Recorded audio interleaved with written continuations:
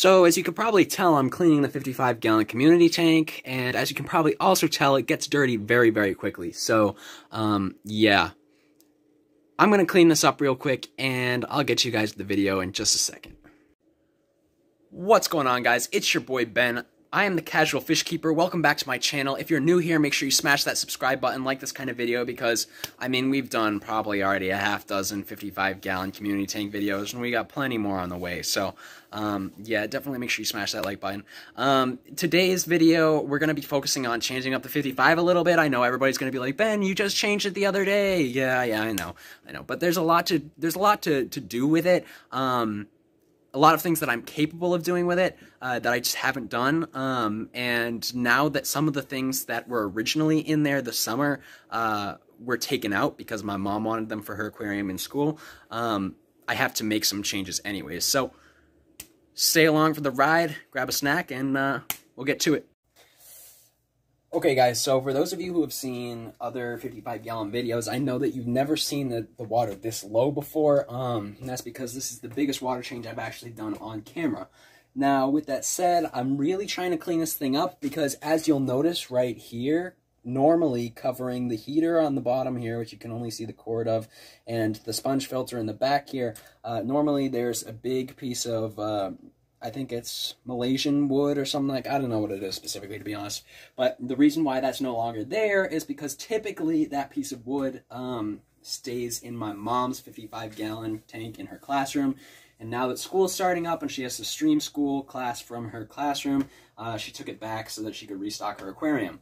So that means I have to find a new way of covering all of this like tech up here just so that the tank looks more appealing. And doesn't have just this random wire sticking up through here, an air line coming down, and I mean, it's okay seeing bubbles from the sponge filter, but aesthetically, it's not the most appealing thing, just seeing the big sponge filter in the back corner.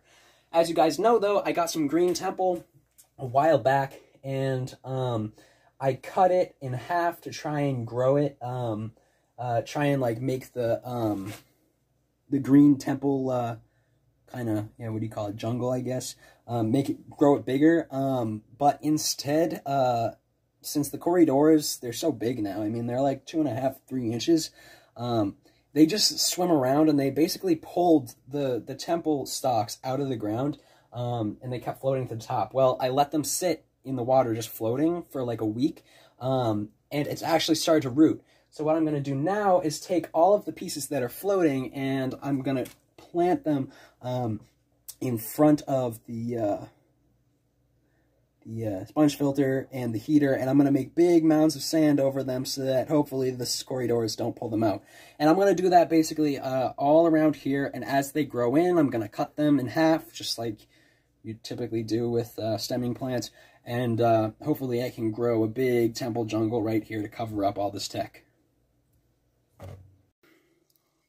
Okay, so I actually just stopped putting the temple in. I'm going to continue after I take this clip, but before I do that, I just wanted to point out that I am going to be pulling the Rosy Barbs out of here just because I'm starting to see a lot more fin nippage on the Parkinson's rainbows, and for those of you who have kept rainbows, you know that Parkinson's are one of the more rare kinds, which also makes them more expensive, so I don't really want them to be bothered anymore by the Rosy Barbs, so I'm simply going to be taking the 2 males and 4 females that are in this tank and putting them down with the other female, which is now back and healthy in the quarantine tank. So I've water changed the quarantine tank plenty of times, so I know that this female down here definitely is healthy, so the female down here is not going to affect any of the newcomers that used to be in the 55-gallon with her. So I'm going to move those over, redo the temple plants, and I'll show you when I'm done. So as you can see, I heavily underestimated how difficult it would be to catch Rosy Barbs in a heavily planted tank. So I took all of the plants out, except for the temple, because that was pretty well rooted, and I didn't want to disturb it. I took all my wood, all my rocks, well, you can see one rock over there, but for the most part, I took all of the stuff out of there. And now I'm going to go back at it again and try and catch those Rosy Barbs. Wish me luck.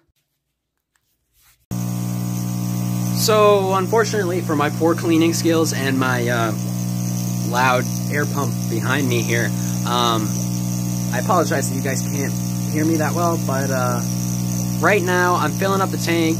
As you can see, I've rescaped it completely. the plants are in completely different spots, and it's probably going to be cloudy for quite some time after I'm done filling this up.